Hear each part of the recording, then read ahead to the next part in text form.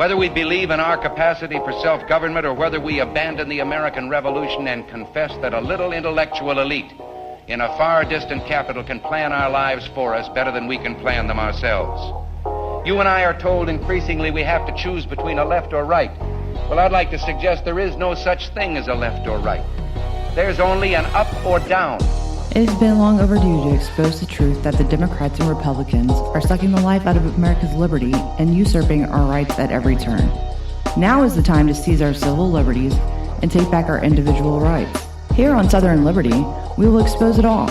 With his musket on his back, the Declaration of Independence in one hand, and the Constitution in the other, here's your host, Roderick Threets.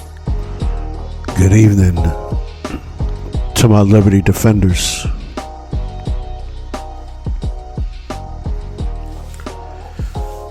Hopefully you've had a great week.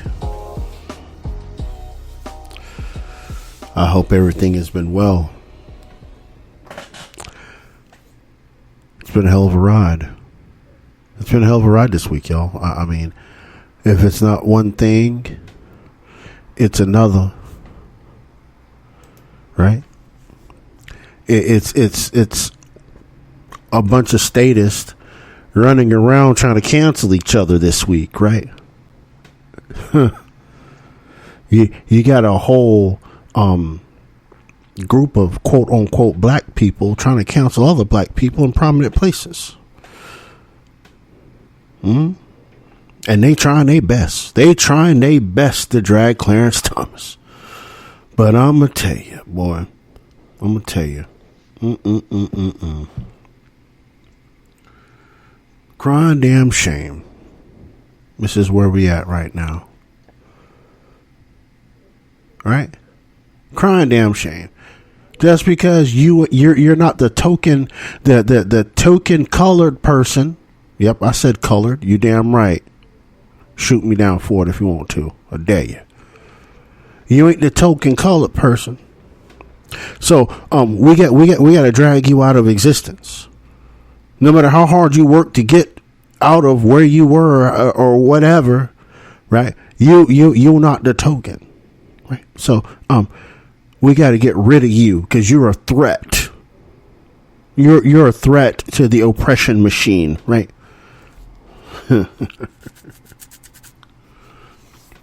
The way these Democrats and white progressives are trying to drag Clarence Thomas again, it is ridiculous. But let's don't focus on the distraction, right? Let's focus on what the real issue is here. Now that we got the pleasantries out of the way, let's focus on the real issue. The issue is the fact that Congress wants to commandeer the court. They can't pack it. They can't stack it. They're going to try to commandeer it. I mean, amongst the other constitutional crises that have happened this week, you got Article 1 trying to commandeer Article 3. This is very important. Because you know how stupid left the status left is, right? You know how they are, right? If I can't get my way, I'm gonna scream, holler, and kick and squeal. So much that they're kick and squeal on their own, right? I mean, that girl in San Francisco that sat there and squealed because of a trans genocide. Ooh, man, look here. There's so much to get into here, Miss Kell. I don't even know where to start right now because I got heat. I got heat tonight, and they ain't ready. Right? It's interesting stuff. Look, I mean, it really is. Look. I'm gonna go and put it right on Front Street. My conservative friends, right? I'm gonna have to tell some of you about yourself.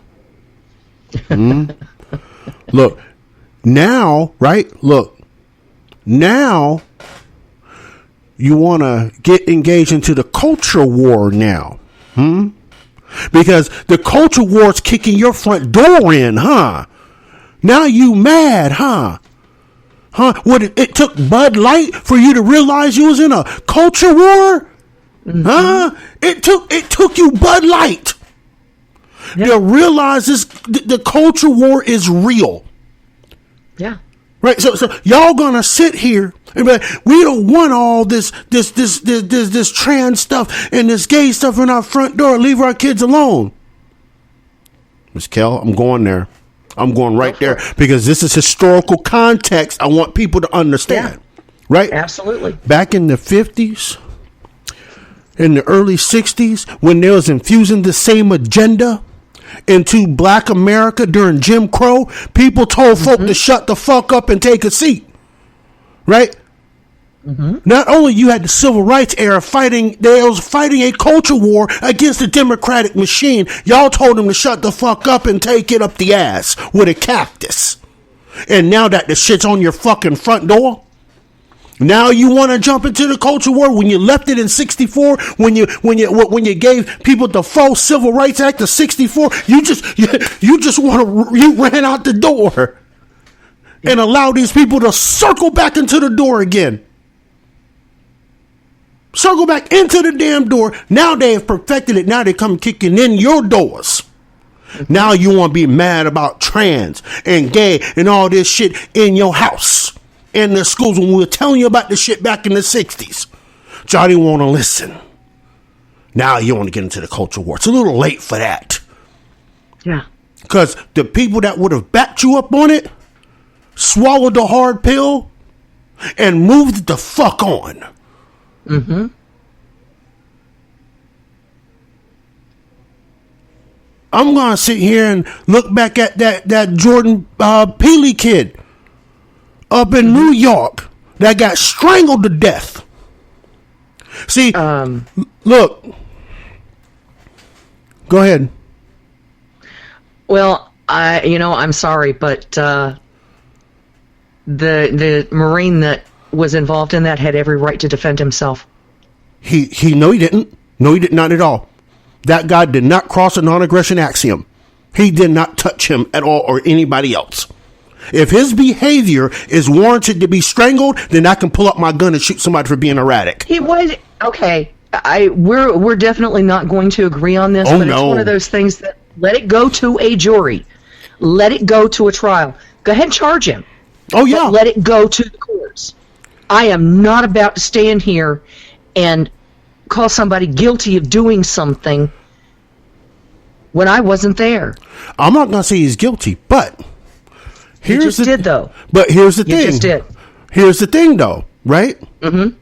It's on video that he strangled this guy. There is no video evidence that he aggressed upon him. All the witnesses that have came out and said something said he was just acting erratic on the train. That was it. He didn't touch a soul. And to be there are also reports that he was threatening people and everything else. He can threaten all day long. Freedom of speech. He can threaten all day long. Okay. Right? Like I said, I am going to let that one go to the courts. I'm not going to say a word about it because it's one of those things that we do not need another damn George Floyd. No, we don't. And that's exactly what this is turning into. It's exactly what it will turn into because that type of force, knowing, right? You subdued him, but to still hold him that long, I'm sorry. That was wrong all the way around on his behalf. But anyway, situations. But like I said, that's one of those things where I let the courts handle that. That's not for me to comment on. I'm not a cop. I wasn't there. And because there's no video evidence of anything before that, we don't have evidence one way or the other. So I'm not gonna even try to pontificate on that. I will. Just based. Oh, I know. Just based on the fact, right, that if this individual would have been aggressed upon, that would have been the first thing he would have said. And it would have been self-defense. This individual did not say anything of that accord, period, on the spot. Because anybody that uses self-defense as a defense always declares it right from the start. Always declares it. Or it is understood. Right? Mm-hmm. So, yeah, like I said, I wasn't there. Fair enough. Fair enough. We can't let shit like that continue happening, though. No, but we also know what has been going on in the subways. We also know what's going on with the crime there in New York City. We also know the fact that the guy who died has a rap sheet with at least 40 things on it, probably more. But it's not his first. This is not his first run-in with any kind of force. But still, even in that regard, though, right? No matter how long your rap sheet is, yeah, right? I know. If you don't aggress upon anyone, no one should be aggressing upon you. Period. Yeah, like I said, we don't know what the exact circumstances were that caused this. So until we do, I'm not going to say one way or the other what I think about it. I just don't want it to turn into another George Floyd, and that's exactly what it looks like doing.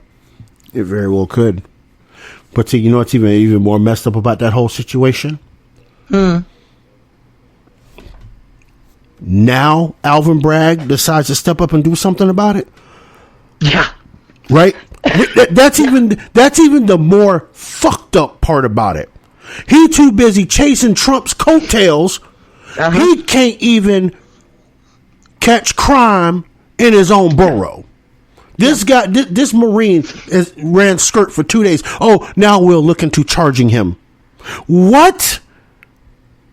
If I remember correctly, anyone that has caused a death is taken into custody immediately. It's supposed to be, yes. Whether or not it's self-defense, they're supposed to be taken into custody. Correct. Yeah, because until the investigation continues, until the investigation goes on, they don't know whether it's self-defense or not. No, and the longer they wait, the story gets more holes in it. Yes, it does. Yes, it does. Because memories start fading. And not just from the point of view of the Marine, but also from the point of view of the witnesses. Yep. Especially the witnesses. Yep. 100%. It plays into a dumb narrative. It does. Look, this whole thing does. I mean, and either way, okay, the politicians are going to take this and run with it, and they already have. Oh, look, AOC was the first one to start screeching. Eric Adams, he's just as complicit. He tried to call AOC out, and he's just as complicit. I mean, look, this young man had mental issues, well documented, right? Oh yeah. And that was part of his rap sheet, documented. Yes, it was. Right? But then they can bring in little tent cities for undocumented immigrants. Oh, yeah. And accuse the state of Texas of being racist by sending people to a sanctuary city. Right. I mean, you got all these homeless people that have issues, but all of a sudden you found millions of dollars. You begged Biden for millions of dollars to house undocumented immigrants, where you could have been housing the homeless and helping them get on their feet. Yeah, could have been. How fucked up is this paradigm? Oh, it's about to get worse, too. Because how many days do we have left until Title 42 goes away? The 11th. That's they're Thursday. Talking about how many people gathered on the border already? They're talking 250,000. Just alone from what I've heard, 250,000. At least. And you're talking another 13,000 a day? Yeah. After that? Yeah. But see, honey, it would take 3 days to fill up Jasper County. Yeah. Yeah, it would. Because our population is less than 40,000. Right.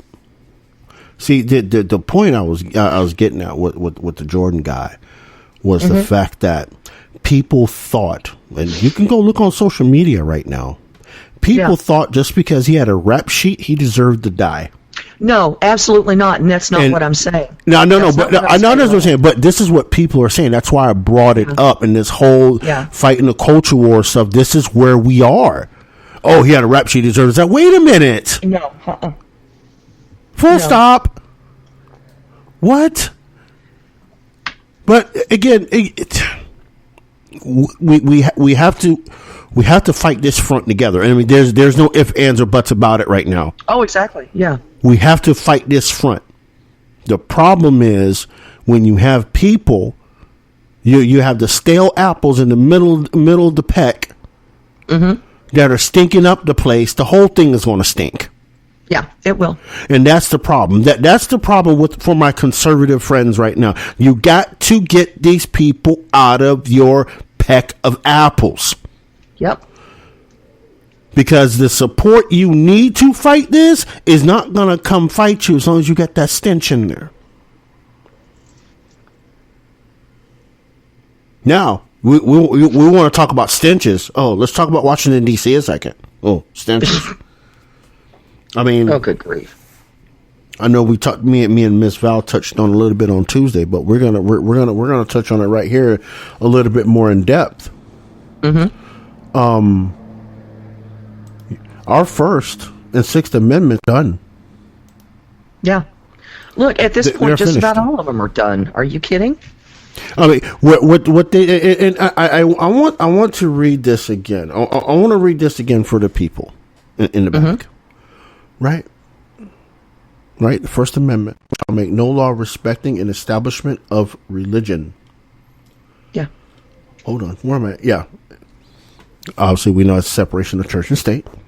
Right.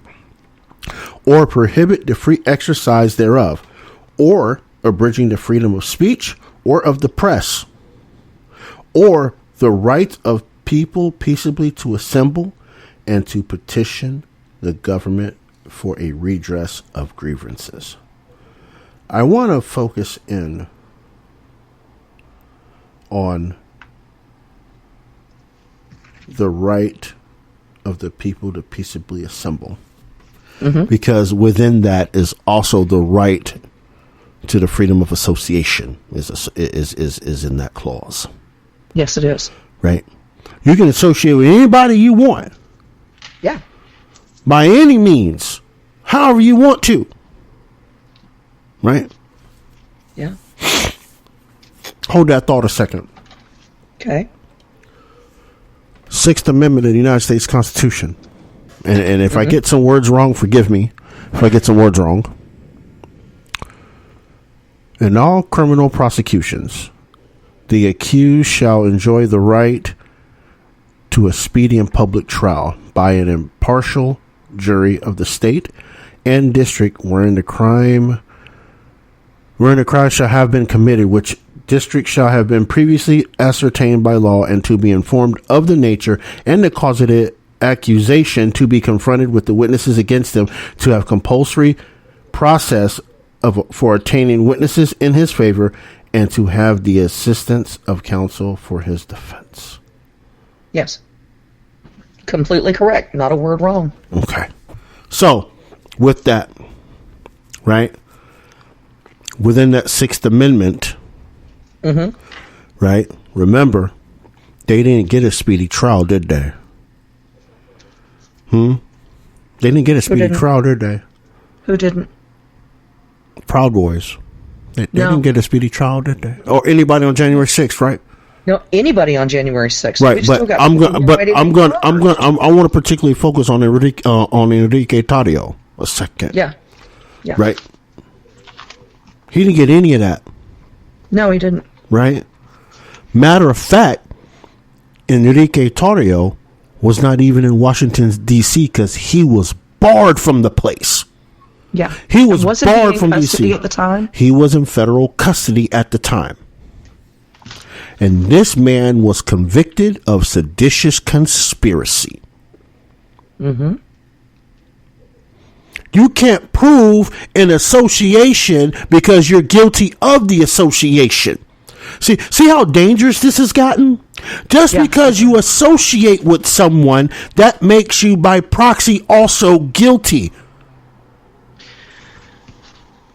What I found really fascinating, and you had sent me a piece where one of the jurors had spoken out.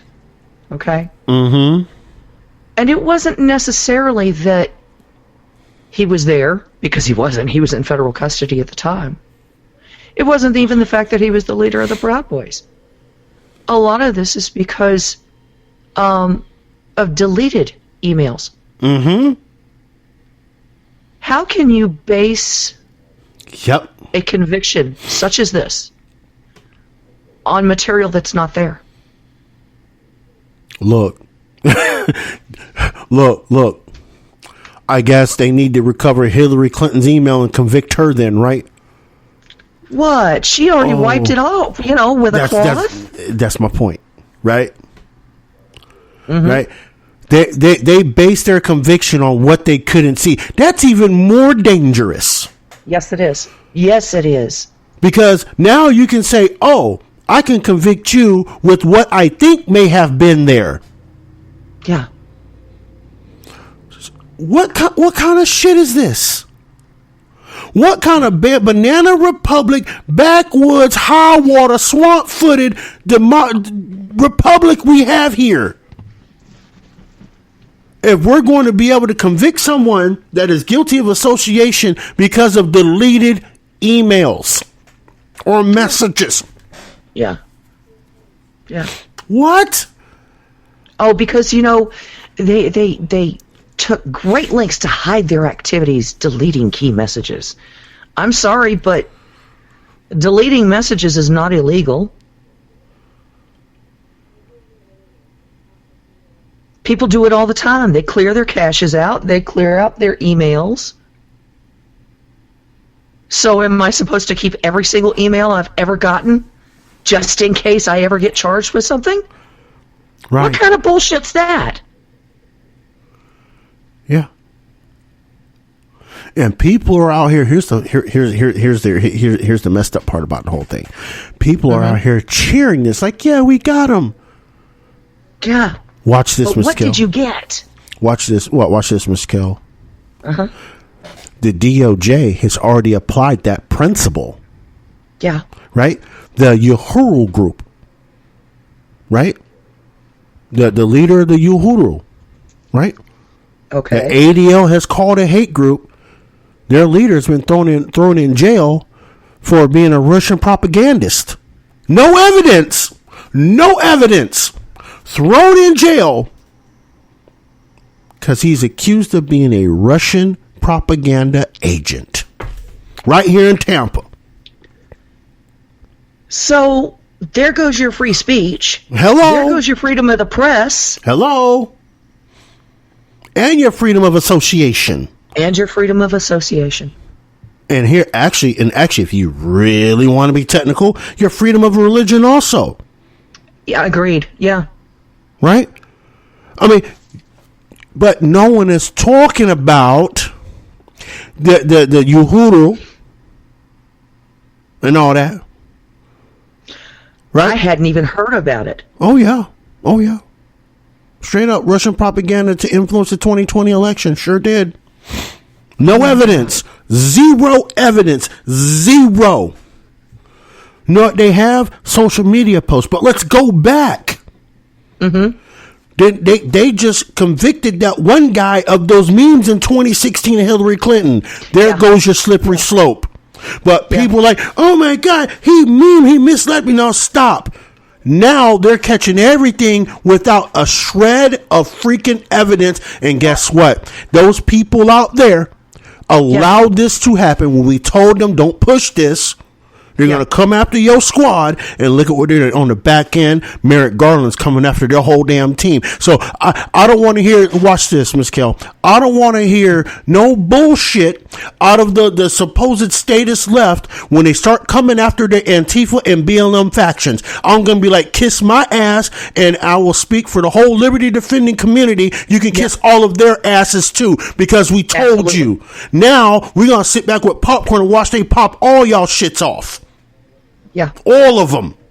Because this is what you deserve for trying to advocate for a system that was going to go after your political opponents when they were setting your ass up at the same damn time. Yeah, you got your political opponents, but here they come sweeping you up too. Yeah. Everybody's rights is fucked.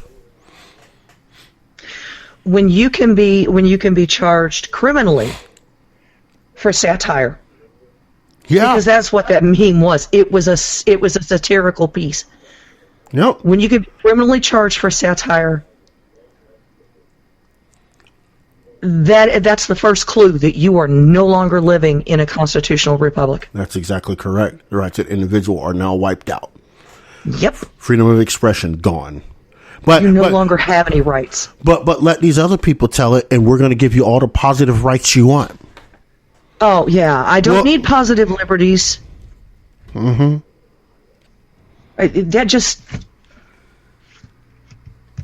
I don't need the government to tell me what I can and cannot do.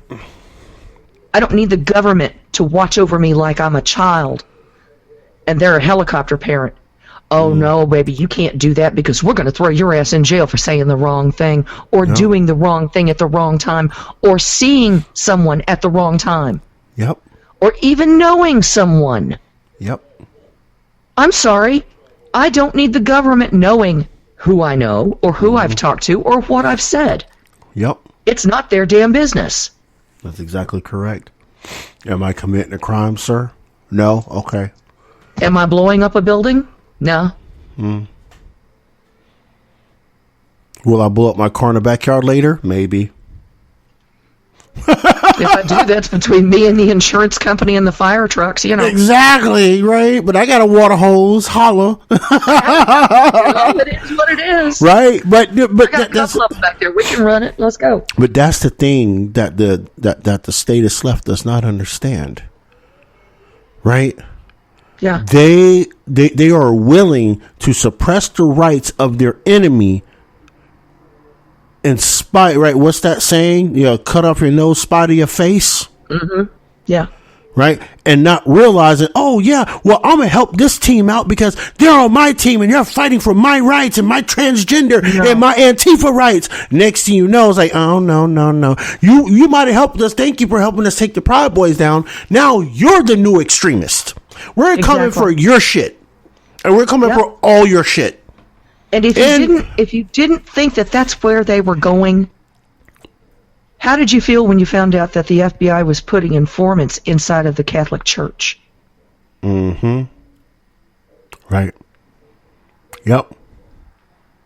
Oh, talking about the separation of church and state a minute. Wait a minute. Now, that's not a road too far traveled down. Right? Look. Yeah. The state is coming, a state actor is coming in to interfere with religious services. Yes. Right? Yep. To sway to dictate religious services. Though it's not a law, but you're acting under the color of law as an informant. Yeah. To change or get information out of the Catholic Church. Yes. I'm sorry. What? Yeah. Oh, and it probably is not the first time. It's just the first time they've been caught. Oh, look, I wouldn't be surprised if they're in the Southern Baptist Convention. Oh, look, I kind of doubt that there is a single religion here in the United States that has not been spied upon, infiltrated, including the Church of Satan. Yep. I mean, you know, if everybody thinks they're so safe because we have the Bill of Rights and we have freedom of religion in this country, don't you know? But all of a sudden, people from one particular religion are now being picked out as potential terrorists or extremists or insurrectionists. Well, we'll go back though. Let's go back. Oh, let's go back. Uh-huh. Isn't that what they did to Islam? Yes, it is. That's exactly what they did to Islam. Yep. They labeled the whole religion an extremist group. Yeah. By default, even to a point where we ban people coming from these particular countries of Islamic faith. From certain countries, yes. Right? Yeah. They already did it with the Islam, right? I mean, and if we even go further back and we start talking about how we overthrew the Iranian government and installed the Shah, that was spite in the face of Islam. Yes, it was. 100%. Yeah. They had already done it already. So they had already infiltrated. The Shah was a spy. He was a CIA spy. They installed. And the Ayatollah Khomeini was like, not so Khomeini. much. Yeah. Not so much. Overthrew it. Overthrew the whole thing. Because he saw what was going on. Yep. And then, since we overthrew, right? Ayatollah Khomeini overthrew the Shah, right? Mm-hmm. We decided to stay in the Middle East, right? I know we're going through a little history lesson, but we have to understand how our government has picked and chose these winners through religion, spied on them, right? So what did we do, right? We stayed in Islam, and we funded Tim Osman, a.k.a. Osama Bin Laden, Mujahideen. Yep. Operation Cyclone. Yeah. See, I don't track the operation names, son. Right. I know what happened. Yeah, I know what happened. It's all a plan. And then Iran-Contra, right? Though y'all might love Reagan, Iran-Contra was an attempt to overthrow the Ayatollah. Let's keep that 100. Yep. We see how our government places in spies. We set up one of our own as the fall guy on it. Yep, sure did. Oliver North. Yep. Sure did. Right? So now, while we're here, we see how the United States has targeted a religion, right, via the CIA. This shit in the Catholic Church ain't no different. This is no different. They got caught on American soil. Yep. Right? Because we know the CIA cannot technically operate on American soil. So they sent in the FBI and their intelligence goons to infiltrate the Catholic Church. Yep. Now, I bet you the Southern Baptist Convention is shaking in their boots right now. I bet you the two big Jewish factions, the Hasidic Jews and the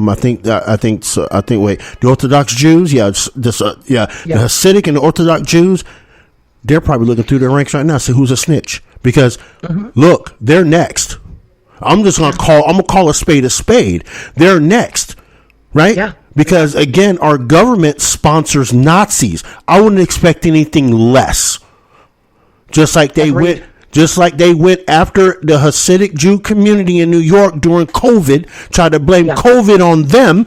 Our government, Fauci, and all these people tried to blame COVID on the Hasidic Jews in New York. Yeah, and found out real quick. And found out that was a major fail. Yeah. What informants they got within the Hasidic Jew community and the Orthodox Jew community that they're running around that they're going to be snitching on them for. Let's keep that shit 100,000. These goons, these government goons, they will get what they want, how they want, when they want it. Why do you think they got 81,000 IRS agents with guns?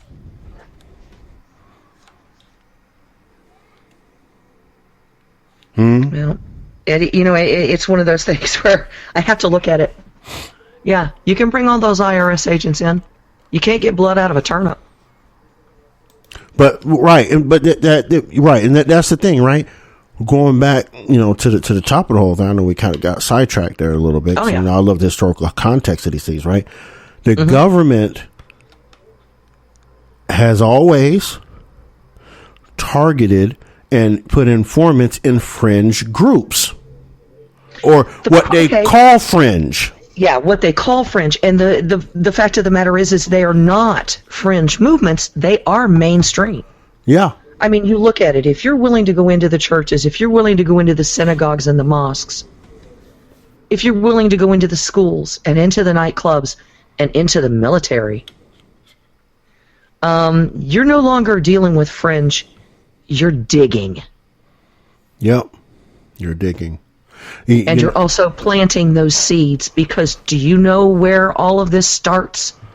Yep. It starts with mistrust of those in power. In other words, the government.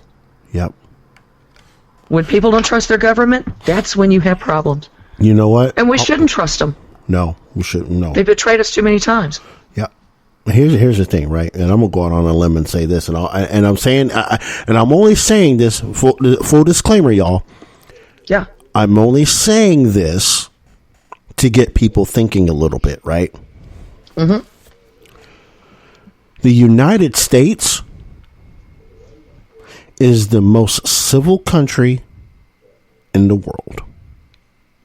Yeah. Now, I say this, right? I say this because the normal, everyday United States citizen, United States national, goes to work, comes home, chills with his or her family, Yeah. plays with the kids, watch TV, go to bed, do it all over again. They ain't got time to think about any extremism or participate in extremism. No. Right? Now, I say this because as a country, we've been really gaslit. We've been gaslit. We've been overdrugged, overdosed. Right? Yeah.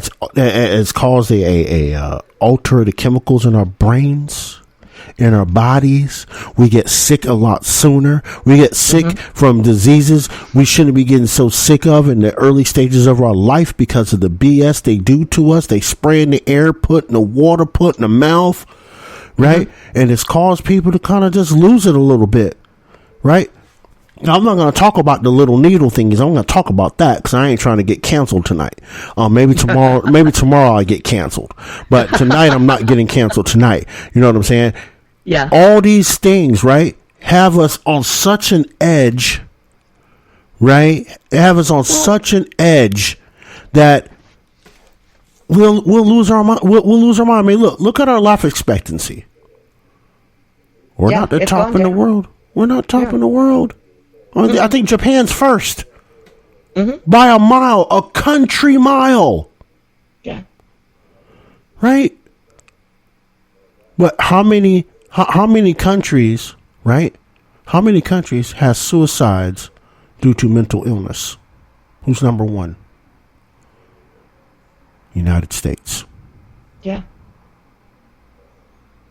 Japan actually used to top that list for suicides. Yeah. But that's been a hot minute ago. Yeah. But you know, the really funny thing is it's not just the medications and the crap that they're putting in the air and the water and even in the food. Right. It's the fact that we're being so polarized on a daily basis, not just by politicians, but by the media, by social media, by everything that we are ingesting that is intellectual, okay? We're being so polarized. Everyone is an enemy around the corner. We can't look at anyone honestly and say, I trust you anymore. Yeah, you're right. You're exactly No one right. understands the meaning of a gentleman's handshake agreement. Nobody understands the meaning of, yeah, I got you back. I got you covered. Because too many people don't trust anybody else because of that polarization. Mm-hmm. And it's intentional. It's right. intentional. Exactly. That's exactly it. I honestly, here's the thing, right? This is my honest opinion. On top of that, also, right? Mm-hmm. I think our generation is probably the last generation to have that kind of trust in people. I would agree. I mean, let's really look at this a minute, right? Most of us that are Gen Xers really sit back and think about what I'm about to say. Okay. Mm-hmm. How many friends do you have that are 5 years younger than you? Well, let me put it like this. If you're under the age of 50, okay, if y'all listening, if you're under the age of 50, how many friends do you have that is 5 years younger than you as compared to friends that are 5 years older than you? Mm-hmm. And for all my folks that is over 50, think about all the friends you have right, that are 10 years younger than you. I have a couple of friends who are younger than I am, you being one of them. Right? But I'm not outside 5 years. No. Right? So the point I'm trying to make is that us Gen Xers, we really stayed to ourselves. We stayed within our boundaries of understanding within a generation, right? Because look, someone 5 years younger than me, I couldn't do it. Yeah. I can't like we'll talk about bestie, can't do it. Yeah. Those of you, you know what I mean, that are younger than me, that we associate and whatever, don't take this the wrong way, right? But unless you've been raised around or with Gen Xers, you will not understand what I'm saying, right? No, it's too much of a. I'm not going to say a generational gap. I think it's an ideological gap. It's how we were raised, right, and what we were taught as kids. Yep. You know, it literally was a completely different world. Yeah. And we've grown into this new world. The kids in Gen Z, the millennials, they didn't grow into this world the same way. Right. They were they were dropped into it. They had to adapt, right? Because again, right, Gen X, for the millennials and Gen Zs, us Gen Xers made what you got. We made this. We made this for you. Those computers, those phones, all made by Gen Xers. All of them. Yeah. Whole thing. Right? Yep. We know. See, here's where our power is, Gen X. And we got to go to break. Here's where our power is. Right? Because we created this realm to make life a little bit easier for you. Like our parents did. Our boomers, right? Yeah. Our boomer parents made it a little bit easier for us, right? Coming down the line in some aspects. Some aspects they failed. I mean, we have to admit that too, right? As a whole, not individuals, but as a whole. And in the same way, there were some areas where we failed as well. Yeah, that's exactly correct. But the world, the telecommunications era that you are enjoying right now, we created it. We made it to where it is. And guess what? We have the ability to shut it down if we want to. Yeah. If we all put our brains together, we can shut this thing. Y'all think y'all might know how to code a new technology? We know how to pull plugs and disconnect everything. Right? We created the code for the code you're writing. Yeah. We did all that. So don't think because, you got a leg up and did, Nah. Because I guarantee you, this whole social media thing, if Gen Xers would have been in office when the whole Section 230 thing dropped, we would be in a whole different world in social media. Whole different world. Yeah. Because, look, that would have been one of those incremental creeps. Like that, like for real, people thought the boomers were like very slow. Now, us, when it came to social media and the internet, us Gen Xers was really slow at that. I mean, look, how long did it take us to go from 14.4K? Oh, let me take that back. Let me go back. 780 bit baud rate internet. Yeah. Right? Look how long we went from there. Systems, right? From there, right, to the high-end HSDN, right? Look how long it took us to get there. It took us almost damn near 15 years to traverse that much because we knew what this world opened up to. We knew what world that opened up to, right? The AOL chat rooms, ASL. Yeah. Oh God, I remember those. Yeah, ASL, and then people started. And people started meeting offline at these chat rooms and getting hurt. Well, I was like, oh no, we got to slow this down. Yeah, and that's what we did. And all of a sudden, these millennials thought they learned how to code, and accelerated the internet from ISDN to DSL in a matter of a year. And then we went from DSL to cable internet in 3 years, 4 years. There's always a price for getting what you want. Yep. And what's happening right now, particularly with AI and the chatbots and everything else, what's happening now is part of the price for getting what you wanted. Yep. Yep. And that price is never, ever a good thing. And we're seeing it. We're seeing the actual cost. We're seeing the toll it's taking on the Gen Z generation. Well, look, suicide rate. And the generation coming up after them. The evidence is in the suicide rates. It's not just the suicide rates. I mean, you look at your drug addicts. Yeah. You look at your homeless who are literally insane because of the drugs. Yeah. And just being unable to completely handle reality. Yeah. That is part of it. The reason I pointed towards suicide rate because of the online bullying. Agreed. Right. The Agreed. online. I mean, when we've gotten to a point in society where people are actually look. This is how degenerate we've gotten. When we've gotten to a point where we will watch videos online of people dying. Yeah. Right.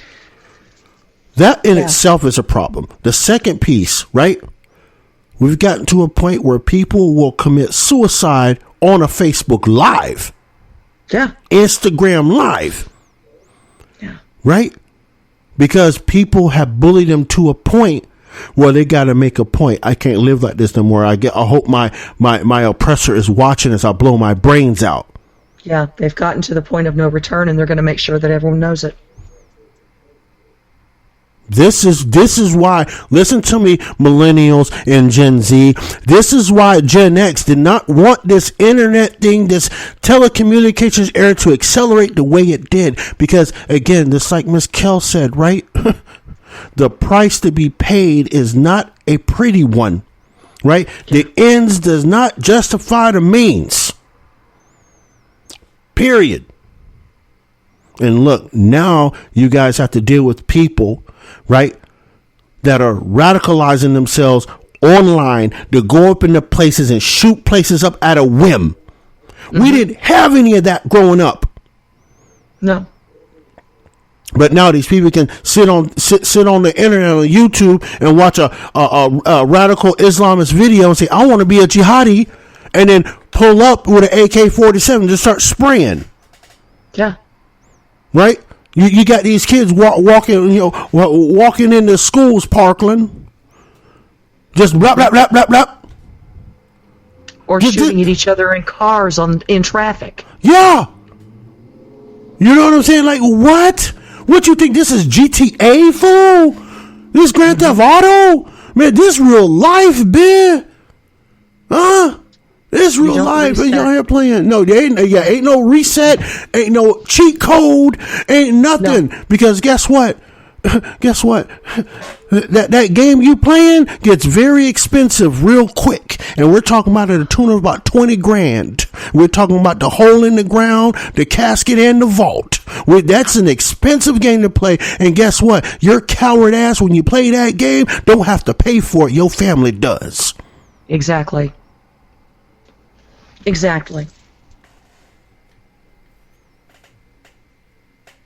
We got to go to break. Yes, sir. We got to do the break thing. When we come back, though, ooh, y'all come back for the right part, man. Look here. We got some smoke. We got some smoking. We got some Smokey Robinson up in here for ya.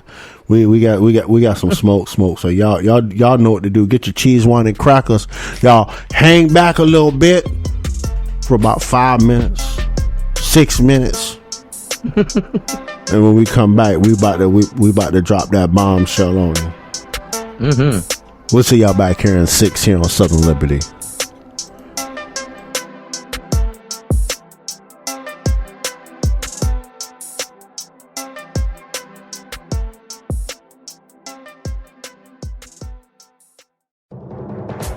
Varney, and this is the Fox Business Report. Stocks rallying and ending sharply higher after the April jobs report showed stronger than expected growth, with employers adding 253,000 jobs, which was well above economists' forecasts. The unemployment rate dipped to 3.4%, matching a 54-year low. Shares of regional lenders gaining ground following this week's brutal sell-off, but still posted hefty losses for the week. The Dow rising 547 points, the Nasdaq up 269, S&P 500 up 75. And Apple reported its second straight quarter of declining revenue, but its iPhone sales surged due to strong demand in emerging markets, and its stock was the Dow's biggest gainer. And shares of Lyft needing a lift and tumbling after the ride-hailing company gave a weak outlook for the current quarter amid layoffs and leadership changes. That's your Fox Business Report. I'm Hillary Barsky, invested in you.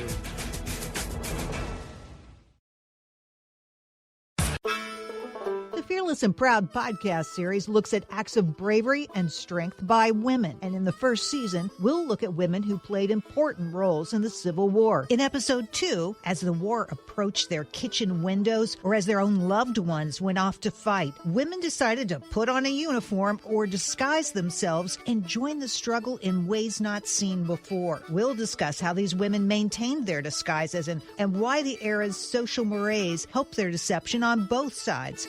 Listen ad-free on Fox News Podcasts via Apple Podcasts, and Prime members can listen to this show ad-free on Amazon Music.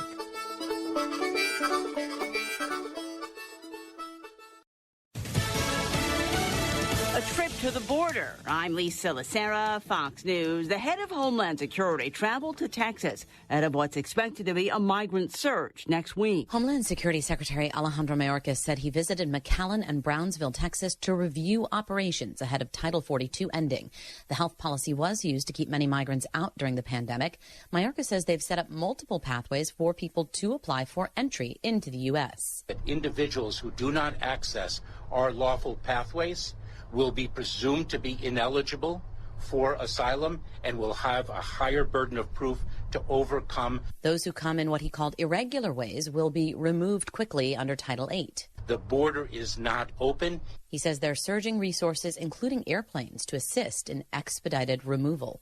Jessica Rosenthal, Fox News. New York City Mayor Eric Adams says he will send up to 300 single adult male migrants to 2 hotels north of the city for up to 4 months as the city tries to deal with a surge of migrants on its own. The county executive of Rockland County, where some of the men are headed, called the plan reckless. An immigration advocate said busing people upstate for shelter is only a temporary fix.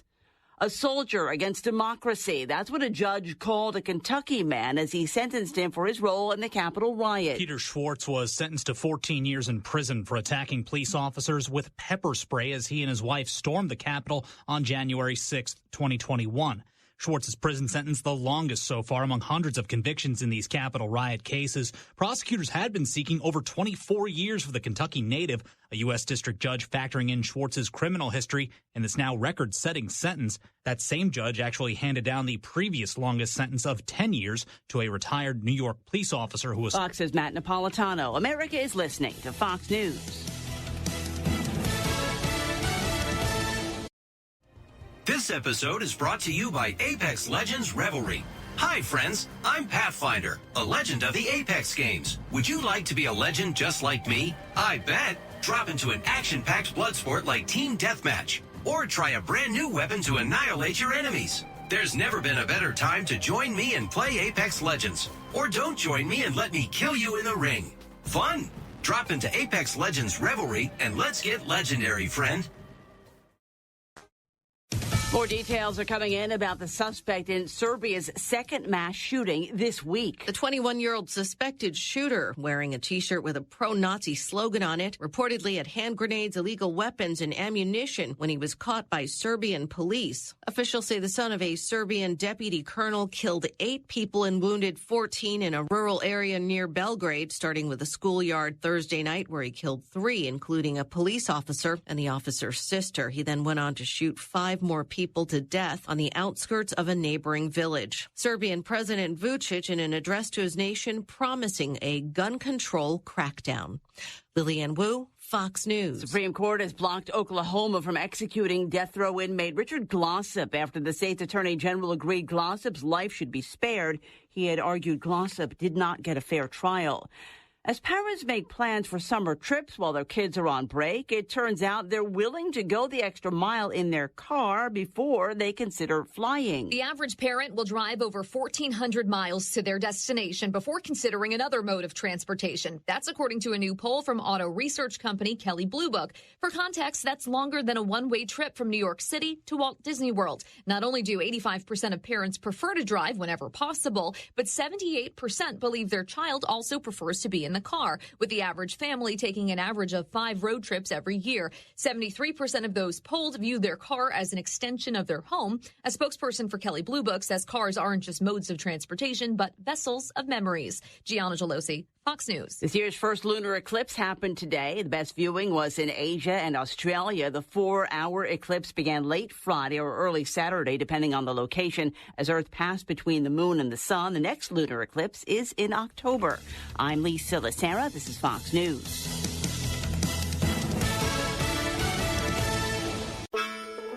The Fearless and Proud podcast series looks at acts of bravery and strength by women. And in the first season, we'll look at women who played important roles in the Civil War. In episode 3, we'll be looking at 2 intriguing women of the war. First, Cuban-born Loretta Janetta Velazquez, who was sent to the United States for an education by her well-to-do Spanish family. We then move on to the legendary Harriet Tubman. We'll discuss her time as a nurse, soldier, and spy for the Union Army, and talk about the Combahee River Raid, a turning point in the war. Listen ad-free on Fox News Podcasts via Apple Podcasts, and Prime members can listen to this show ad-free on Amazon Music.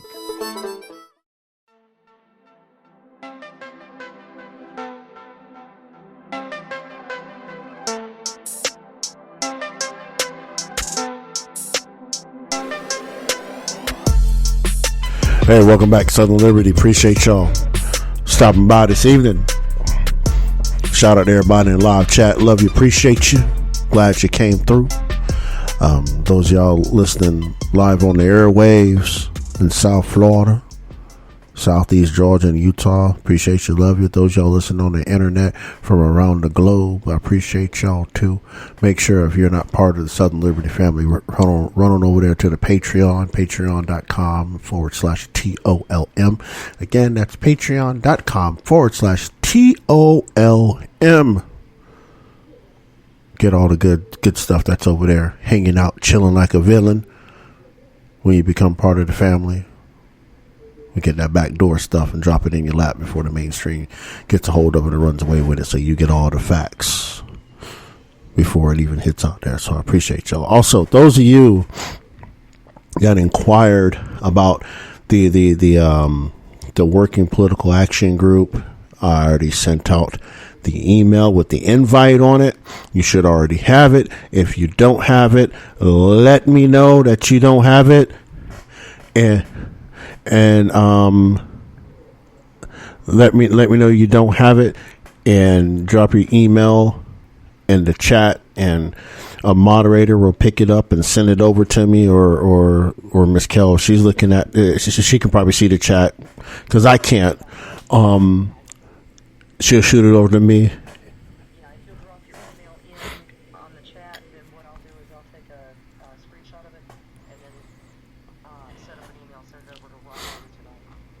And then we'll get you, because that working group tomorrow starts at 2 p.m. Eastern. So we'll be talking about a couple things. We'll be talking about this monarchy movement. We got to get on and get moving on a local and state level. Forget the federal stuff. We got to do local and state. Make sure those are legit. But anyway, more to come on that. Again, if you didn't get the invite to the meeting, make sure you leave your email in the chat. It'll get to me, and I'll send you the email information tonight to join the meeting tomorrow and all that good stuff. So appreciate you, love you, all that good stuff. So those of you that have hung out for the first hour and here for the second hour, it's about to get juicy. Wow, we're gonna take y'all to church up in here. So we know this whole presidential race has turned out So a few folks we never expected, like RFK Jr., right? Tim Scott showed up. He's running. He's quiet. He's running. Right. Yeah, we know he's going to do that, but he's already talking like he's going to run. So, he got his shoulders all ready to go. We got to rub his shoulders out, because it feels good. Yeah, it feels good, right? To see an actual legitimate brother running for office, not none of this bungee cord stuff. But anyway, I'm not calling names. I'm glad to see a real brother actually getting up in here and handling the business and knows the business and want to do the business of the people. I appreciate that, right? Because what better person from the South to be in the White House, right? Not saying nothing against your northern folk, but the South, look, crayon box a second, point of privilege. Okay, so we already know, black folk, quote unquote, in the South were built different, right? We done heard the stories, we done been through the struggles, we done seen our grandmammies and grandpappies and everybody struggle. They've talked about their struggle coming through the 1800s. We know the struggle. We understand how the country is supposed to run, right? What better person to have in that White House if we're going to, quote unquote, run on a person of color than Tim Scott? I don't know. I really don't know many more. I mean, I can see Mark Robinson do it. Mark Robinson would be a close second, right? Right? But what I'm saying is, but that's the thing, right? And yes, I'm being biased, but this is my opinion. This is strictly my opinion, right? If a brother is going to be, or a sister is going to be in the White House, they got to be from the South, because us Southern folks appeal to a lot more people than people think, and that's even through our previous presidents, right? Even through our previous presidents, right? A president from the South has always appealed to the country, whether you like them or not, like Clinton, right? Bush. Right? Yeah, we didn't like them, but their appeal to the country is different than a president from the North. Right? And even the West, right? Because I think Ronald Reagan's the only president we've had from the West, right?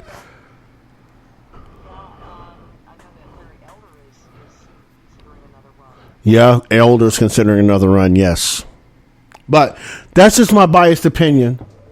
That's my biased opinion. That's just my honest opinion.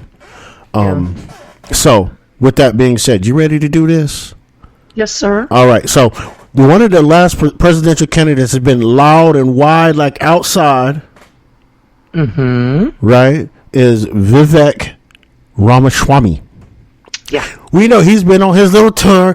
Yeah, we're going everywhere. We're going to CPAC. We're going everywhere. We're doing here. You can't hear me. We're doing there. We're doing this. We're doing that. We're over here doing there. But then, my Republican and conservative friends, we got to put you on game. Mm-hmm. Mr. Vivek Ramaswamy. Yes. You're gonna love this one. he check this out. He is a fellow at the Paul and Daisy Soros Fellowships for New Americans. Yeah. About that. Yeah. I kind of find it rather fascinating that, yeah, everyone on the Republican side screams and yells about George Soros and Soros-backed politicians and Soros-backed DAs, but nobody has come across this yet. For real? Because Paul Soros is he would have been the elder brother of George Soros. He died back in 2013, I believe. That's correct. At the age of 87. Mm-hmm.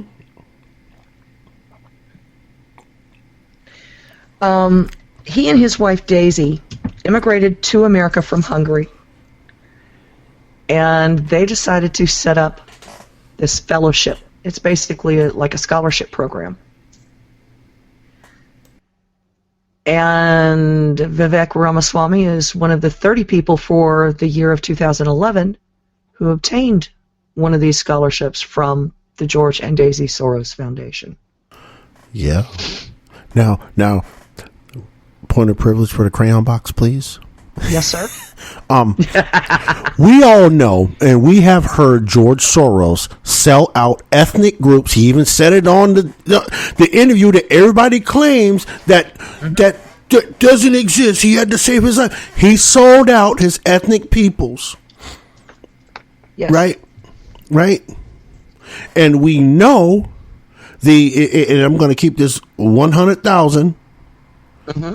We know the xenophobic rhetoric that he spews and his people spews and the policies they spew, especially towards people that have darker skin, especially them. Look at the tour that Vivek Ramaswamy has been on. And everybody on Twitter, everybody in the black conservative space has been dragging this man for the things he's been saying. Even when he popped up on Don Lemon, yes, what he said was true, but Vivek is missing a lot of context into what he's saying, but he's want to sit here and talk about the oppression. He's just as right now, straight up, he's just as bad as the left when he's talking about the oppression of black people. Man, nobody talking about that shit. Where's the kitchen table issues? Nobody talking about that shit. Yeah, agree. But he wants to bring up the black people in the slavery and the NRA. Fuck that. How are you going to get rid of this inflation, Ben? Right? How you going to bring these gas prices down? Ain't nobody worried about nobody's skin tone. Ain't nobody worried about that. But this has been his marching orders the whole time. And it just goes back. And as I look through this list of people on this website that has said literally the same shit on the Democratic side too, I'm telling you, look, we'll keep going. We'll keep going. I digress. So, the next one, so we've got Vivek Ramaswamy. The next one is Vivek Murthy. Mm-hmm. He is a fellow from 1998, and he is currently the Surgeon General of the United States. And he was also Obama's Surgeon General. Yes, he was. Yeah, I find that rather fascinating. I mean, these people are up and down this administration, right? And staying on Vivek happens to be a very common name nowadays, right? Yes, it is. This other Vivek guy, Vivek Vishwanathan, whatever. Yeah, right. I think. Whatever it is, it could be run a marathon. I don't care. It could be Boston. He is the senior counselor to Gavin Newsom. Yeah. Remember, these are all Soros people. There's all these Soros peoples all up in our government. But the Soros myth is not real. If I want to say that word on the air, but I won't say it. Well, this next one is rather fascinating. Mm-hmm. It's someone named Fidelis. I'm not even going to attempt to say this gentleman's name. Yeah, he's a fellow from 2001. Yeah, he's an immigrant from Nigeria. He is an associate at Mayor Brown in Washington, D.C. Mm-hmm. Was. I don't believe he's there now. He's on the run. Yeah. He's on the run. Yeah. What's the story? Oh, wait. This is the guy, right? This is the guy that his wife was charged with welfare fraud. Mind you, this guy is making $1.5 million a year, and she's stealing money from the federal government. She collected over $100,000 in benefits over 6 years for welfare while her husband was working at a D.C. law firm collecting $1.5 million a year. So, yeah. Yeah.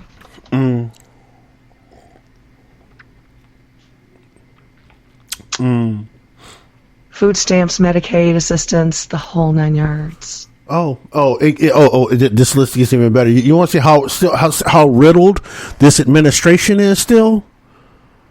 Right? Check this out. There's one guy, Oluwaseun Ayaya, right? He is this guy went to Soros. We're still the Soros people, right? He's the counsel to the chief data officer of the SEC. Yeah. Yeah. Fellowship, 2003. Oh yeah, Soros is all up in this administration. Oh yeah. There's this one guy, Musab Ali. He was actually he was voted to the Jersey City Council at the age of 19. Wow. At the age of 19. School board at the age of 19. Yeah. He was on the school board at the age of 19. Yeah. I mean, I'm just saying, that sounds like an installment to me. But anyway, I digress. Mind you, this is all Soros people. Right? Listen to this one. Oh, this is a good one. This is epic. Chirag Baines. Chirag Baines, right? Yep. Check this out. He's an immigrant from Canada. He's from Canada. Kanadistan. No, it's Canada. Yeah, Kanadistan, as far as I'm concerned. Right. But yes, he is an immigrant from Canada. Canada.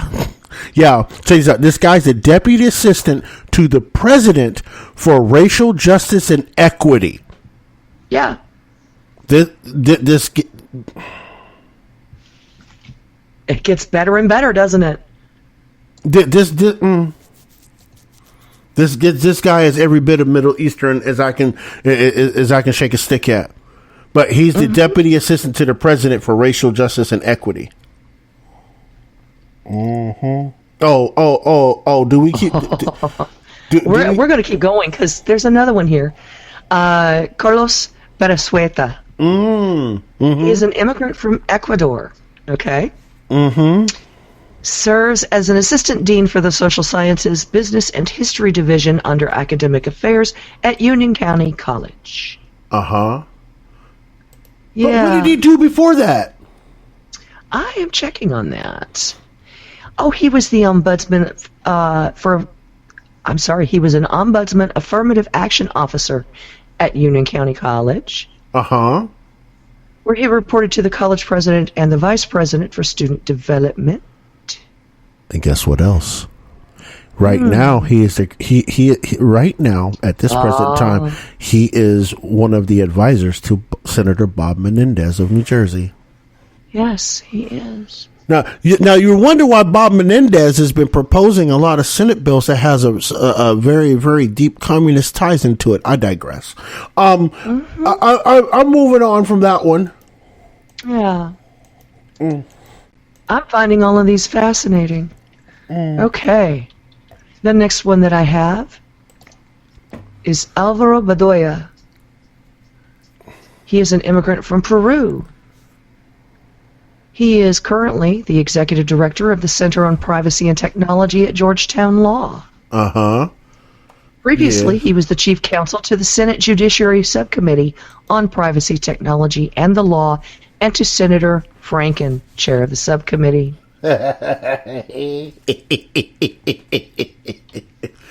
Yeah, about that. Yeah. About that. Okay, and the last one that I have Oh, there's more. There's a lot more. There's a lot more. But the last one that I have for this evening is Boris Berstein. He is an immigrant from Ukraine. Yeah. Mm-hmm. And he's a partner. He's a partner currently at Skadden, Arps, Slate, Meager, and Flom LLP in New York. Mm-hmm. And let's see. He was the acting administrator for the Office of Information and Regulatory Affairs and the general counsel of the OMB during Obama's administration. Yeah. And the deputy counsel of the OMB from 2009 to 2010. Mm-hmm. Served as a special assistant to the president and associate White House counsel with responsibility for legal issues in regulatory, economic, health, and environmental policy. Check this out. Here's another bombshell. We're going to open up the phone lines real quick. Okay. That whole list, and what I'm going to do after this, I'm going to post the link to this list through the automated bot in the chat and let people go through that and look through that, right?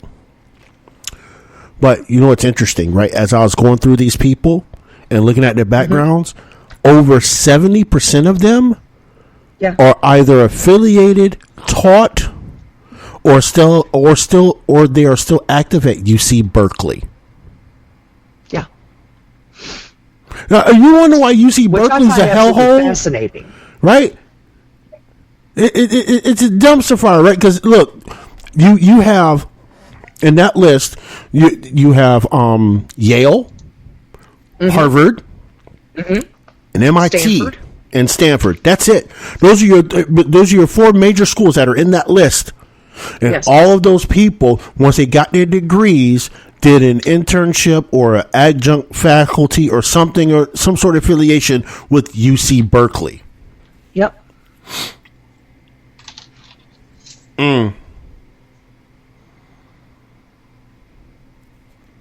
But they say our school system's not corrupt, though, huh?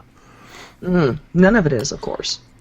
No, y'all just afraid of history. That's just something for y'all to chew on. I figure would bring that bomb to you. I know a lot of you knew it, but someone sent me this information. Like, you need to look into if this Vivek Ramaswamy thing is real. And when I looked it up, it was really real. And then I seen some other names in there that were familiar. I'm like, wait a minute. All of these people are affiliated in one way or another with this. They're all affiliated. Well, and I really found it fascinating when I was going through and reading some of the information about the fellowships. Okay. Right. They began this. I'm going back here. They began it in 1997. Right. Okay? And they've continued it since. The first year, hang on just a minute, because they have all of this by, let me go back a minute. They have all of this by year. And you have to understand there are 30 of these fellowships per year, okay? So you're talking from 1998 to this year. That's 25 years worth of influence. Yeah. Yeah.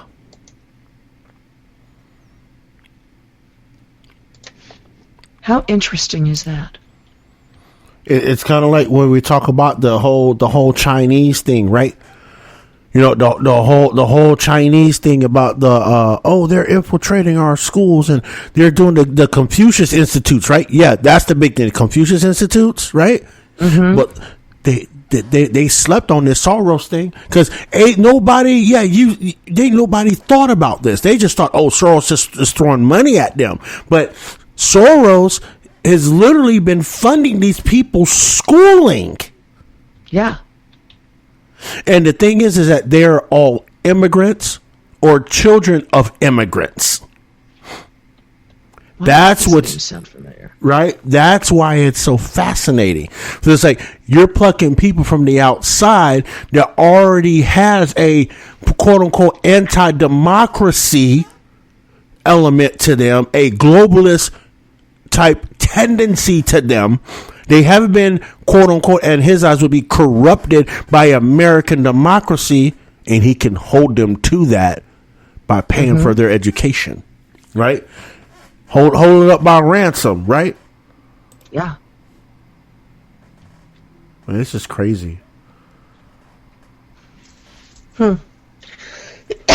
Excuse me.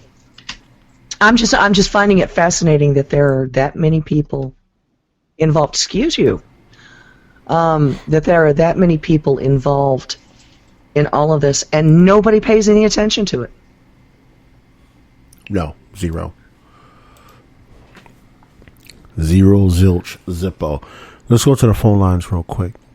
Sure. They said, y'all know the number 563-999-1708. Again, 563-999-1708. Come on through like Kung Fu. You got questions, rants, all that good stuff, answers. You know, ring the phone.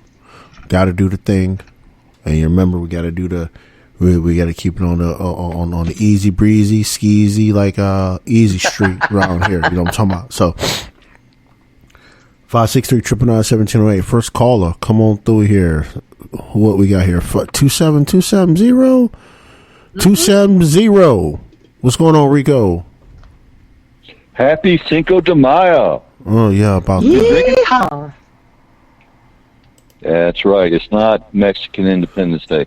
No, nope. I want to associate it with the Alamo, where the Mexicans defeat the Americans. So I think that's as close as I'm going to get to, Oh, is that right? On the Mexican side. Yeah, I'm just going to go there. Wow, you would go there, wouldn't you? Listen, we can talk about some tequila. You know, what is a good tequila? 100% blue agave, all right? That's a tequila. My choices are Herradura and Don Julio. You can keep your Patron, but I'll take my Don Julio any day. I like Camarena, honestly. I'm not a real big video and many others. Yes, I know. There's hundreds. Yeah. I'm not a real bit now. Herradura is good too. Don't get me wrong, but I'm not a real big Patron fan. But yeah, I like Camarena.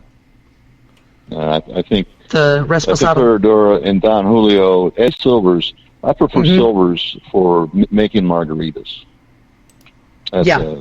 If I'm going to have a margarita, I want a silver in it. If I'm going to do shots, I want a Reposado. Reposado or Añejo, yeah. Uh-huh. Definitely. But the thing about Don Julio, they keep changing their little bottles. It used to be a round little bottle. Now it's kind of squat, square, kind of, right at the bottom. And I noticed that. Also Casa Noble, which is a more expensive brand, which is about $90 a bottle, used to be in these ceramic bottles. Now they're in glass. Just, come on. Yeah. It was beautiful. It was beautiful when they were in the ceramic. Yeah, they really were. I mean, it's like some of the sake brands. There's one that looks like a geisha, and it's ceramic. It's really cool. It's a neat looking jar. I can't remember the name of it, but yeah, I've actually got one of the bottles here. So that's right. So we're celebrating the Mexicans defeating the Americans at the Alamo. Yeah. Well, they only had, 1,000 Mexicans there because they only had 2 Chevys. Yeah, don't be giving the Americans any kind of excuses, and don't even tell anybody. But don't tell anybody about what happened after the Alamo. Okay, don't tell them about that either. So they don't need to know that. No, of course not. They just need to know. If they want to know, yeah, they can go look it up. Listen, man, I'm having a good day. I'm just going to kind of let you I'm going to let you guys go right now. Okay. Because I don't want to get real negative on sourpuss there. And I'm going to go. All right. He's we'll not talk a to you sourpuss. later. Bye. All right, hugs, honey. It's just a joke. It's just a joke. I love that man. You know that. We'll talk to you later. This guy, him and his hot garbage. Boy, I tell you.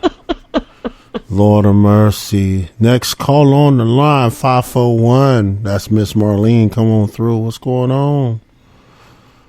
Hey, Rod. Hi, Cal. Hey, hi, Marlene. Hi, Marlene. Hi, Marlene. How are ya? How are ya? I'm fine. Yeah, it's taking New York accent. Okay. What you got, sister girl? What you got for us? Yes. This whole thing about these people committing suicide, I don't know if it's the case every single time, but I think might be because, at least in some cases, the possibility of drugs and alcohol. Mm-hmm. With that combination, in addition to the bullying or whatever else. Oh, yeah. I bring that up because on Facebook there's a guy that I've been watching for a couple months now. His name is I can't remember his name, Mark something or other. But he does these videos called the soft white underbelly. Okay. Or excuse me, wrong ones. I'm sorry, scratch that, wrong ones. No, it's called the intervention. They used to be on A&E, and now they have abbreviated versions of these interventions. Mm-hmm. And you know, some of these people, they're not all 10 and they're not all 18, 19. Some of them are in their 30s.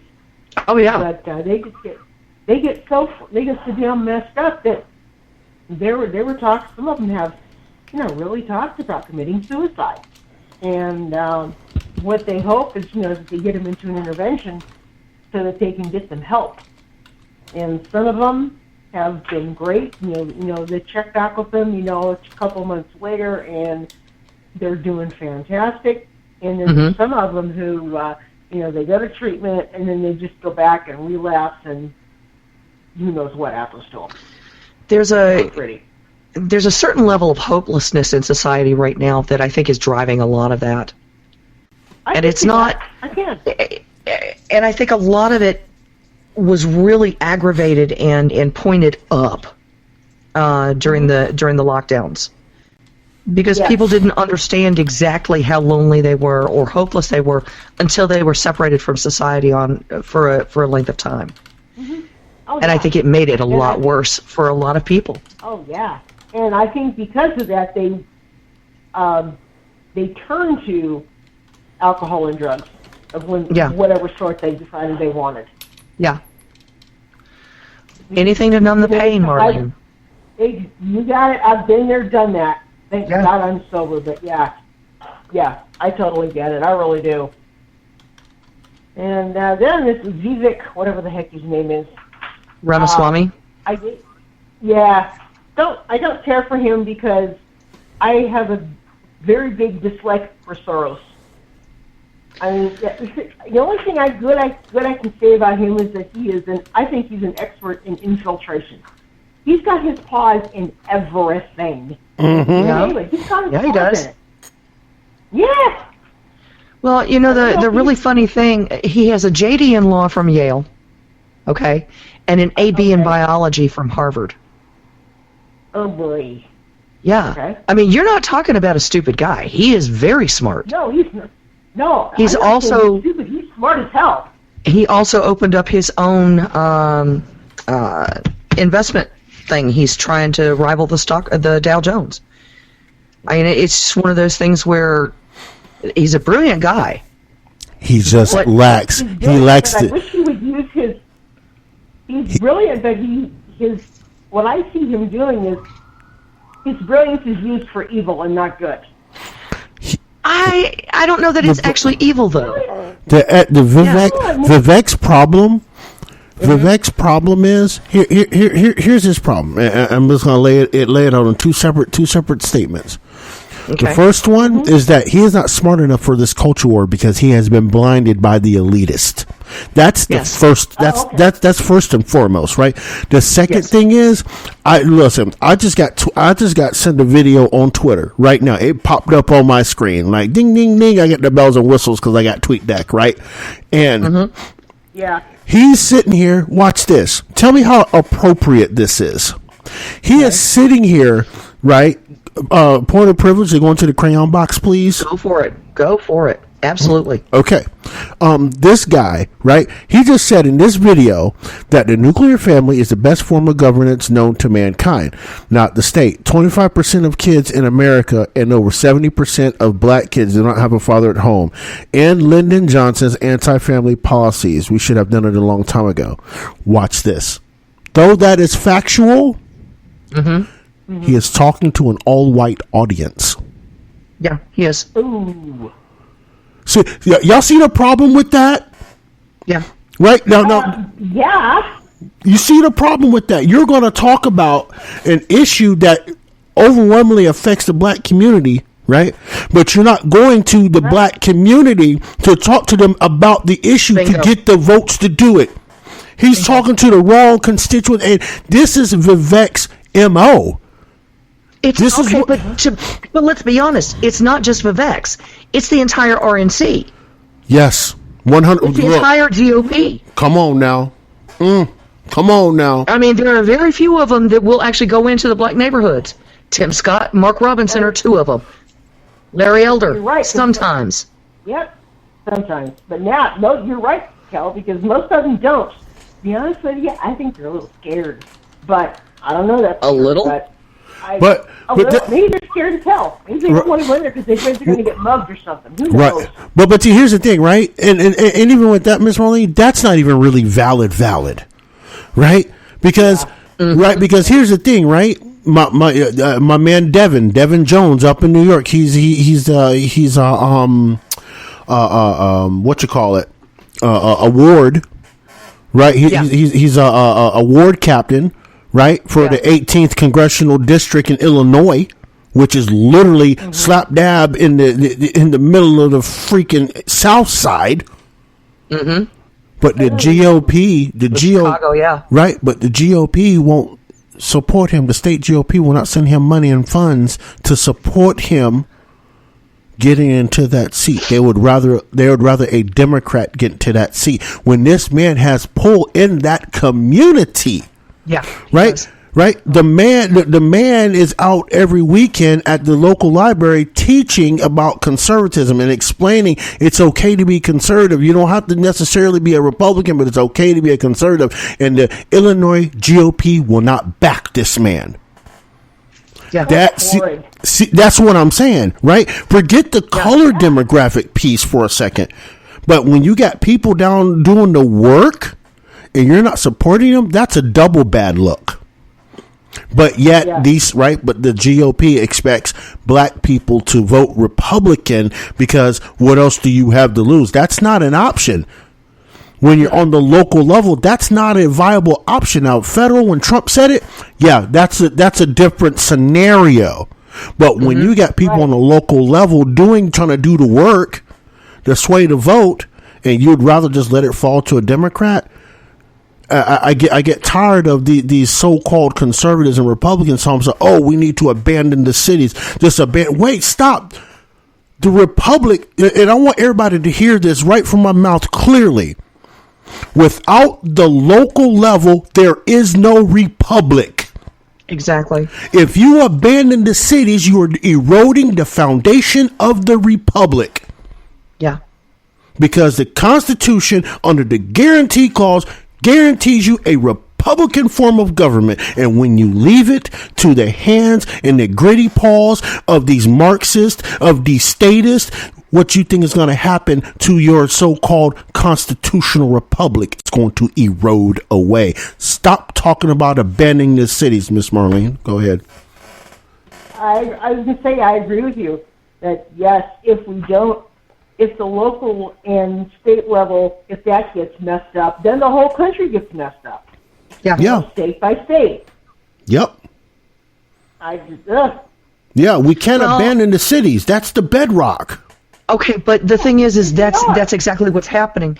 And it's not just the politicians that are abandoning the cities. It's also the businesses. Yep. I mean, you look at it. 1/3 of the commercial real estate in the city of Chicago is empty. 1/3. I believe it. I believe it. And people wonder why we're having so many economic issues right now. Gee, I wonder why. I mean, I can see it on the national level. That's obvious, but I think that trickles down to the state levels and then to the local level. Because how can people survive? I mean, if you don't have businesses, you don't have jobs to get to. Exactly. In order for people to be able to work and live in that city. That's right. No, I mean, I agree. I'm agreeing with you.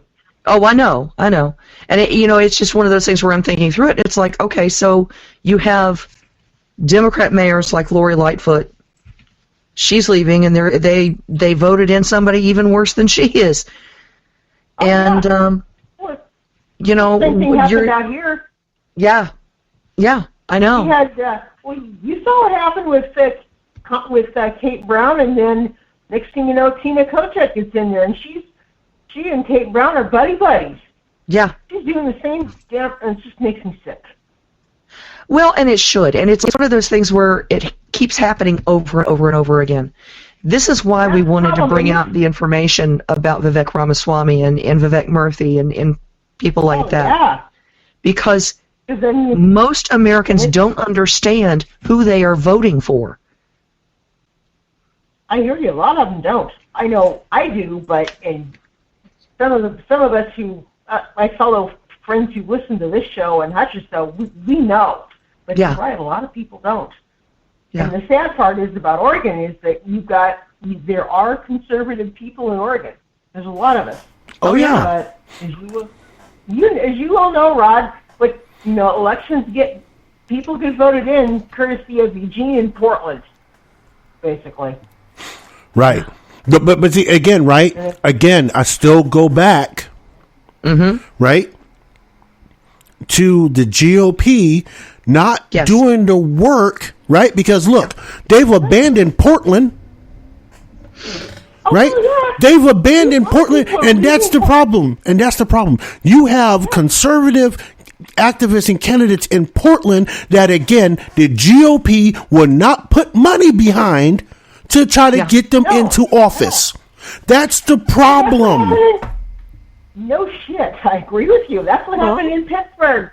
They did, exactly. They did it in Pittsburgh. They did it in Gary, Indiana. They did it. They did it in Chicago. They're doing it everywhere else. Yep. If it's a Democrat-run city, by God, the GOP doesn't want anything to do with it. Yeah, that's exactly correct. And that's a huge mistake. Actually, I'm going to think of this. Just popped into my head. I think that might have happened with Alex Garlatos wanting to be governor. Yes. Yeah, I think so because. Yeah. Even though I thought he was a decent guy, he wasn't perfect, but, for out here, I'll take what I can get. But right. See, the thing is... they wanted to give him money. The thing is... See, the thing is, though, Miss Marlene, the thing is that the GOP, right, and mind you, y'all know I'm speaking from experience because I've ran a campaign. I helped someone win a campaign in a county of 1.6 million people, okay? Listen... It takes money to run a campaign to get your face out there.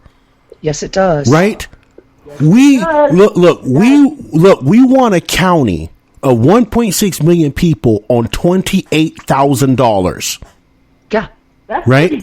That's great. But it's strategic. Where are you putting that money to get that candidate into places and visual into places so people know that you're there, like the big electronic billboards or off the interstates, right? It takes money to do these things. These things are just not free, right? You can't go and walk and talk to 1.6 million people in an election cycle. That's not likely. You don't have time. No. You don't have time to go knock on that many doors. That's not going to happen. You don't. And I'll tell you, during that campaign, we probably, honestly, God, we probably knocked 200,000 doors. That's it in the whole county. Wow. That's it, because there's only 9 of us. There's only 9 of us, and we covered 200,000 doors, and we was shitting and getting.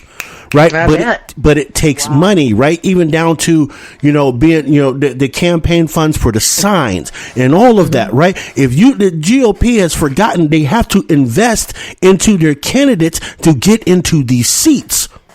Yeah, right. Because it's not, you can do word of mouth, but it's not even like that anymore in the digital age. You got to up your game, and this is where the Democrats get it right. They have upped their game. We have to learn from them and do the same thing. We already know it, but we shy away from it, right? Yeah. Because you know what I mean. I guess it's in some Republican conservative circles, it's taboo. But we really have to think about how the outreach is going. Look at what Biden is doing with these TikTok influencers. Mm-hmm. People might be mad about that, but that is smart. That is very smart. GOP needs to do the same thing, invest some money into social media and make sure their presence is known. Okay, the thing is they can't anymore, Rod, because they've already backed themselves into the corner of, we want to get rid of TikTok. Right. We don't trust social media. They've already backed themselves into that corner. So they've taken it off the table for themselves. Right. That's exactly correct. It's like they put 3 carts in front of the horse. And expect the horse to go forward. Oh my God.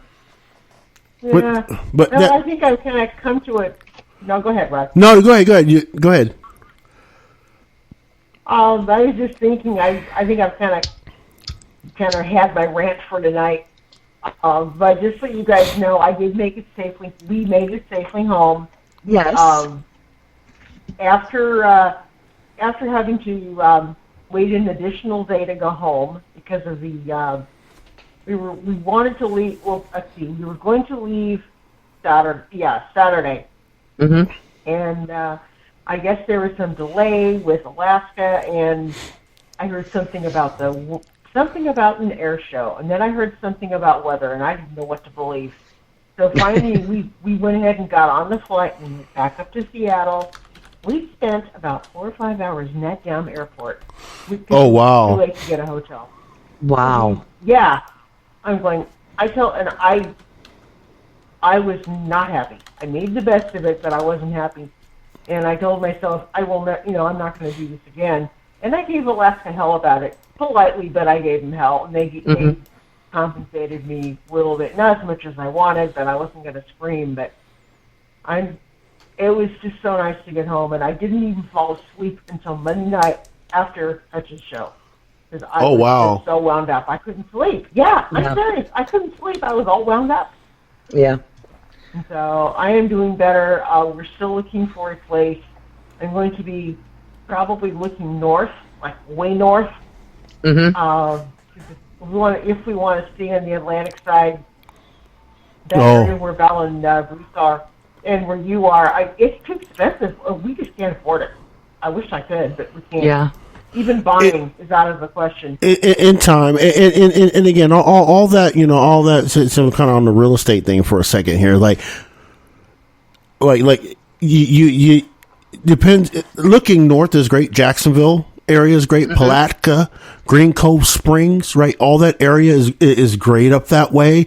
I mean, if you wanted to do South Florida, you would have to do like a LaBelle. You'd have to do a Arcadia, a Port Charlotte, right? A DeLand, right? Because that's not near any cities. Is out in the country, out in the swamp in some places, depending on where you are, like Arcadia is in the swamp, right? But, you know what I'm saying? But, that's going to be your more or less expensive areas than actually being in the hustle and bustle of South Florida. Because if you get in the hustle and bustle of South Florida, right? Like, it straight up, it's you're going to be coming out of the wallet with greenbacks. And That's and you honest. have to Yeah, no remember, kidding. you have to remember too, your tourist areas, your beach fronts, and everything else. That's where it's going to be the priciest. Okay. That I have figured out. I have figured that out. Oh yeah. Anywhere Yeah. that's considered a tourist destination, if it's got resorts in that, you're going to pay a pretty penny for year-round rental, even. Yeah. Yeah. I mean, it's like here. That's why we're in Jasper County instead of over in Beaufort County. I can't afford to buy anything in Beaufort or in Hilton Head. There's no way. I can't afford to rent over there. We rented for 6 years in Beaufort on Ladies Island. Absolutely loved it. But when we started looking to buy, we couldn't afford to buy. Oh boy. Yeah. So yeah, I mean, Well, I found a yeah. little bit of both. It's where we were looking at Stewart, and then up to Fort St. Lucie, Fort Pierce. Nothing in there really was all that great, and some of the stuff, I hate to tell you, for the price that they wanted, I didn't think it wasn't all that great. But yeah. You have to think though convenience, right? You have to think convenience, right? Yeah. If you're within 5 miles of the beach, it's going to be a little bit more expensive. That's just how Florida works. I don't care if you're on the Gulf side or Atlantic side. If you're within 5 miles of the beach, that's it. That's all over the Southeast, though. That's not just in Florida. Right. Yeah. So, like when you do look, right? It's not that. Yeah, which I will say in Eugene, even for me to go to the beach, that's just over an hour.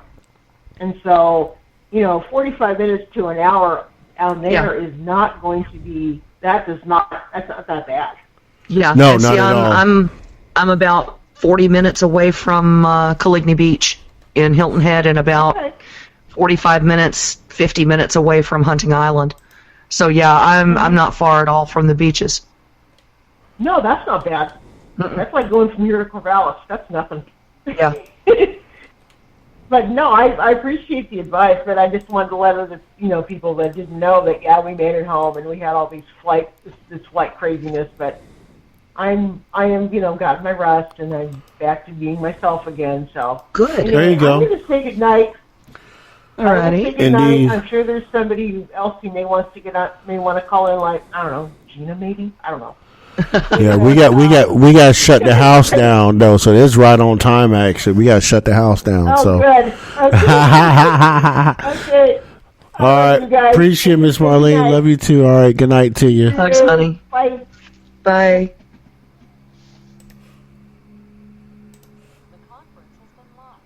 Well, I'm very glad that they made it back and that they enjoyed their time down in Florida.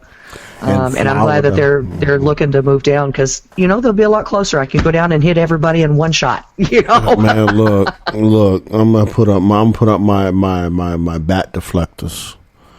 But but what happened? It happened. I hear you. I hear you. Before we roll out, let me remind everybody.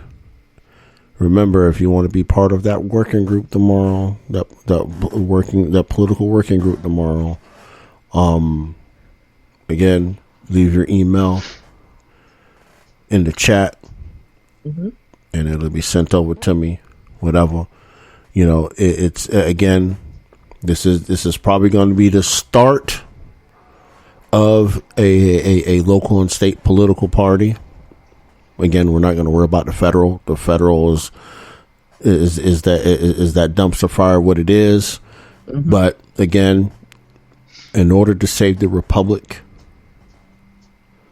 we have to save our municipalities, and we got to make sure those are working like a well-oiled machine, right? And we got to kick these statists out of here. These bureaucrat types. They have to go. Yeah, they have to go. Right, so you want to be a part of that discussion tomorrow at 2 p.m. Eastern, leave your email in the chat. I'll get it, and I'll send you the invite tonight before I go to sleep, I promise. Before I start editing, I got to do all that. So I love y'all. Miss Kel. Yes, sir.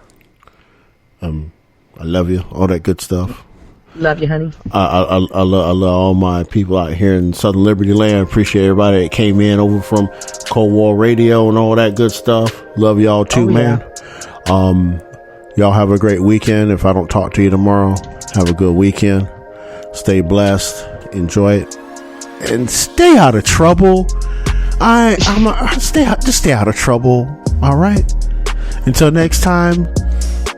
Until Sunday for Chasing Life, Liberty, and Monarchy at 8 p.m. on Sunday. We'll see you there. Life, love, liberty, and happiness. Peace.